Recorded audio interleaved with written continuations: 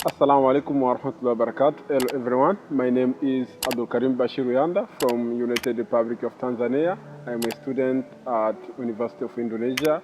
I'm doing Masters of Administrative Science and I come from the Faculty of Administrative Science. Yes, welcome today to our presentation. My topic is Technology and Anti-Corruption, a case study of Tanzanian Ministry of Finance. So trace back to the background, I try to explain. Despite of that, having some initiatives that are taken by the Tanzania government regarding the case of corruption, but still there is a challenge of this kind of problem since there was some profile of a corruption scandal. For example, we have a 2012 corruption problem, and also we have what we call EPA, electronic payment scandal of 2014, and the corruption case of Tegeta in 2014. So, despite of that challenge, we see some initiatives that have been taken by the Tanzania government to ensure this problem eliminated. Ensure that technological and transparent of using artificial intelligence in a digital governance. Yeah.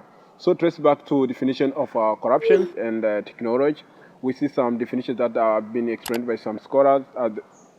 The problem of corruption as a broad enterprise is the power abusing in achieving a personal interest that are explained by the Journal of Transparent and International in 2023.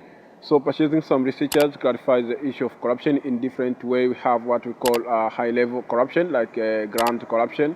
We have, petty corruption, that is small bribe of the government officers.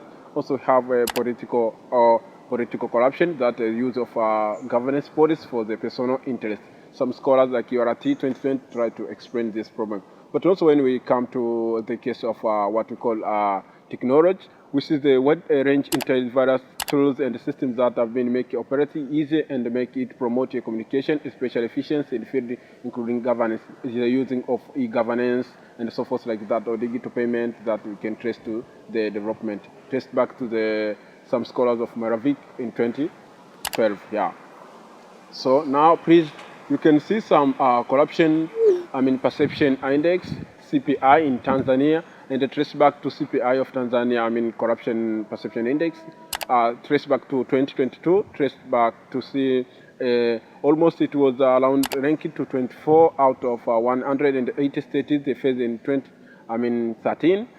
Although Tanzania has a preventing and combating corruption like PCCB, we have an organ or agency that deal with preventing corruption, we call it PCCB. But still seems some challenge like what we call integrated scale of corruption. Yeah. Come to technology in preventing corruption. So we have e-governance or digital governance that make some digital devices that human interaction point, and therefore we can less corruption and combat this problem. But also we have EFD, we call electronic fiscal devices, and also have governance electronic payment gateway, GEPG, that Tanzania has in transparent, especially in collection taxes for the Tanzania government revenue. We call it TRA, explained by Batron et al. In 2022. Yeah. Welcome, please, to artificial intelligence, AI, in preventing corruption. So we can see some initiative of AI that can identify fraud trend to the procurement, and we have what we call e-payment taxation and so forth. So they try to use the development of the science and the technology, especially for AI, to ensure some payment that based to this case. So come please to case study of Tanzania Minister of Finance, especially the case of 2011 of corruption and 2014 Tegeta scandal and electronic payment EPA in 2014. So corruption of scandal of 2013. Test to Minister of Finance of Tanzania central government huge the scandal, some related to still almost $180 million United States of America dollar, and has been explained by the SADROC in 2021. The program was involved in the issue of gauche payment on different companies that never existed. Also, some news from BBC that in 2011 tried to explain this. We have also the case of Tegeta scandal, and the Tegeta scandal of what we call in 2014, the Tegeta scandal, or highlighting on how wide the speed of the corruption in Tanzania was appeared or existing. In this case of, preparation towards like a project of turning almost 1,120,000,000 United States of America dollars, this case of corruption. Also have another case that is electronic payment system EPA. Last month, details emerged of a scandal that continues to rock the Tanzanian government, an argument that President Kikwete has dismissed, querying why the money was not paid directly to the school. So we can trust the grab of transaction minimize the fraud cases of the constituted corruption Tanzania electronic payment that does not exist anymore, that have been explained by the Kwako 2022.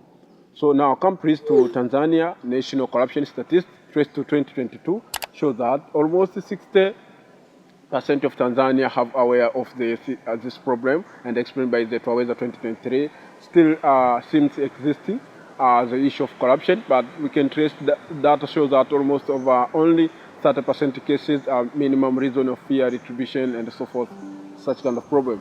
So we can see what are the role or contribution of the society in the issue of corruption. So we can see civil society and the media play essential role in preventing corruption in Tanzania by providing some sessions in television and other media like television and mass media like video and so forth.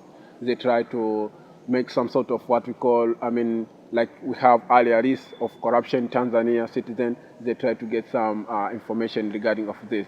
Companies to technological implementation challenge. This part of that, some initiatives that taken by the government, but still we have some challenge in technological implementation, especially in the case of corruption. So we have low digital infrastructure in rural area. Set up this become a challenge, especially in rural area. Development of digital not yet reaching to the demand of or plan of the government very well. But also have fast fighting against the corruption, also humble resistance for the corruption. Still, there are some people who enjoy such kind of problem. Despite of that, they use this like an opportunity. But also jump to the police recommendations for this problem of corruption. We have empower of AI based on audits.